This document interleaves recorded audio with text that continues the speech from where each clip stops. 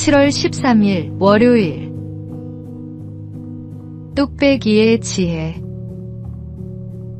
한강 다리를 건설하던 한 젊은 토목 기사가 깊은 강바닥에 교각을 세우는 문제로 몇 달째 고민하고 있었습니다. 아무리 생각해도 답이 보이지 않았습니다. 어느 날 저녁, 현장 근처 포장마차에 들렀습니다. 그때 할머니가 뚝배기를 불 위에 올리며 말했습니다. 국물은 밑에서부터 우러나야 제맛이지. 평범한 그 한마디가 그의 생각을 바꾸었습니다. 그는 곧바로 사무실로 달려가 지상에서 구조물을 먼저 만든 뒤 물속으로 가라앉히는 케이슨 공법을 떠올렸습니다. 막혀있던 봉사는 그날부터 새로운 길을 찾았습니다. 우리도 인생의 문제 앞에서 거창한 해답만 기다릴 때가 있습니다. 그러나 하나님께서는 놀라운 방법보다 일상의 작은 순간을 통해 지혜를 주실 때가 많습니다. 누군가의 한마디, 말씀 한 구절, 평범한 경험 속에서도 길을 열어주십니다. 오늘도 하나님께서 들려주시는 작은 음성에 귀 기울여 보십시오. 오늘의 말씀. 너희 중에 누구든지 지혜가 부족하거든 모든 사람에게 후히 주시고 꾸짖지 아니하시는 하나님께 구하라. 그리하면 주시리라. 오늘의 만나. 하나님은 뜻밖의 자리에서 뜻밖의 방식으로 길을 여십니다.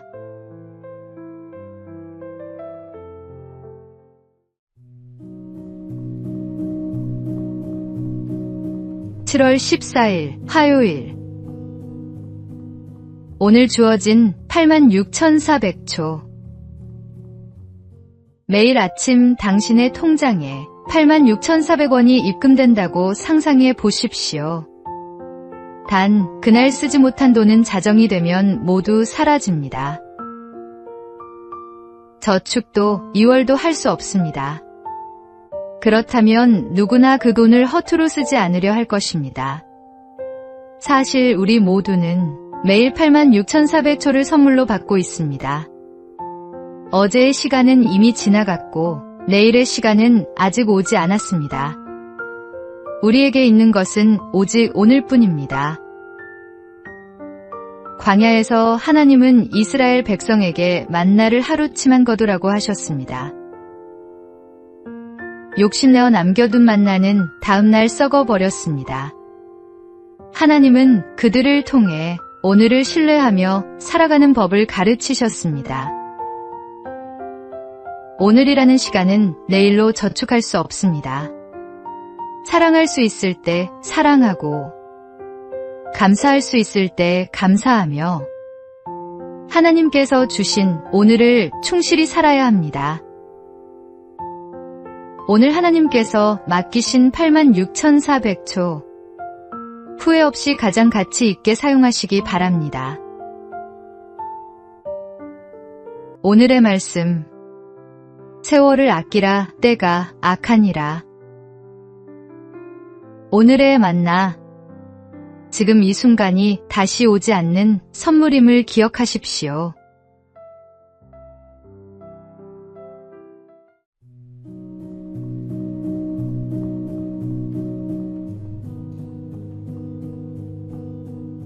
(7월 15일) 수요일. 붓 하나가 남았을 때.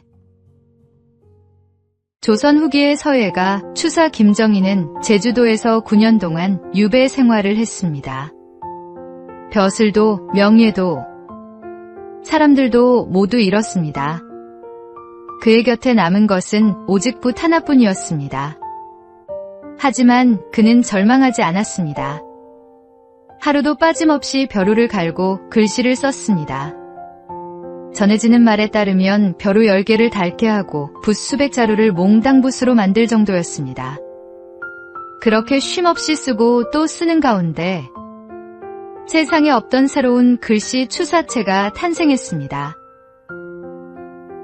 훗날 그는 말했습니다. 벼루 10개를 구멍내고 부천 자루를 몽당붓으로 만들고 나서야 비로소 글씨를 알았다. 우리의 삶에도 모든 것을 잃은 것 같은 시간이 찾아옵니다. 지금 내게 남은 것이 붓 하나뿐인 것처럼 느껴진다면 낙심하지 마십시오. 하나님은 바로 그 작은 것을 통해 새로운 작품을 만들어 가십니다. 오늘의 말씀. 내게 능력 주시는 자 안에서 내가 모든 것을 할 수 있느니라. 오늘의 만나. 가장 적게 남은 것처럼 보이는 그 자리에서 하나님은 새로운 길을 여십니다.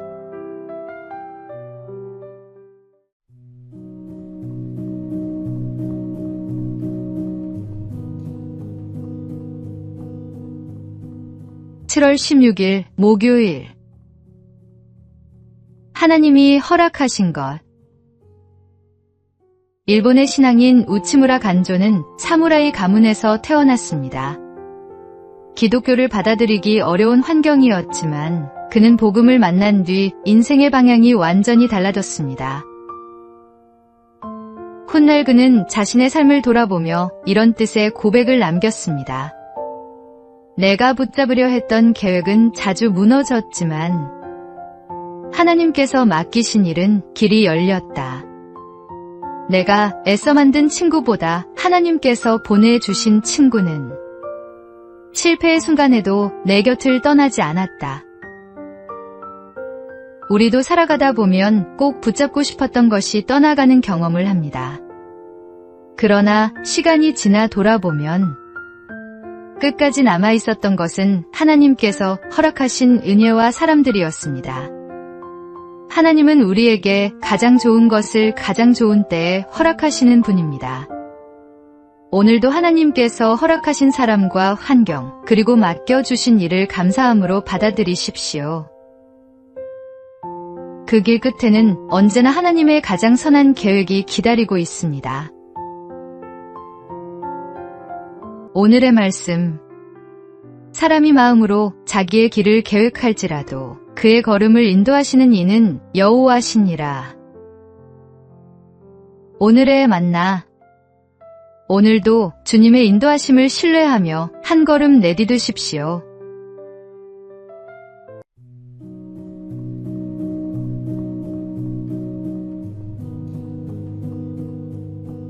(7월 17일) 금요일. 먼 산의 땔감. 옛날 한 아버지가 아들에게 물었습니다. 100걸음 앞 동산에도 땔감이 있고 멀리 있는 산에도 땔감이 있다. 너라면 어디로 가겠느냐? 아들은 망설임 없이 가까운 동산을 선택했습니다.